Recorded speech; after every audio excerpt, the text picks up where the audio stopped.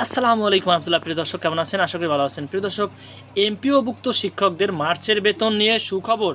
চলুন বিস্তারিত জেনে নিই। প্রিয় দর্শক, এমপিওভুক্ত শিক্ষক কর্মচারীদের মার্চ মাসের বেতনের প্রস্তাব অনুমোদন দিয়েছেন শিক্ষা মন্ত্রণালয়। এর মধ্যে 17,237টি স্কুলের 3,03,888 জন শিক্ষক কর্মচারী রয়েছেন, আর 2,619টি কলেজের 87,982 জন শিক্ষক কর্মচারী রয়েছেন। আজ রোববার 5ই এপ্রিল মাধ্যমিক ও উচ্চশিক্ষা অধিদপ্তরের মাউসি একটি সূত্রে দৈনিক শিক্ষা .comকে এই তথ্য জানিয়েছেন। জানা গেছে 4.5 লাখের বেশি শিক্ষক কর্মচারীদের মার্চ মাসের বেতনের প্রস্তাবে আজ রোববার অনুমোদন দেয় মন্ত্রণালয়। আইবাসে বেতনের তথ্য যাওয়ার পর এটি বাংলাদেশ ব্যাংকে পাঠানো হবে। সূত্র জানায়, এই ধাপে স্কুল কলেজ মিলিয়ে মোট 3,91,870 জন শিক্ষক কর্মচারীর বেতন ভাতা পাঠানো হয়েছে।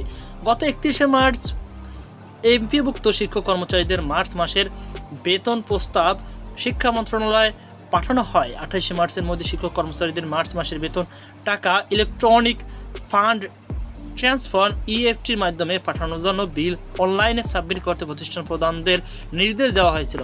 তো প্রিয় দর্শক, এই ছিল আমাদের সর্বশেষ আপডেট। সকল আল্লাহ হাফেজ।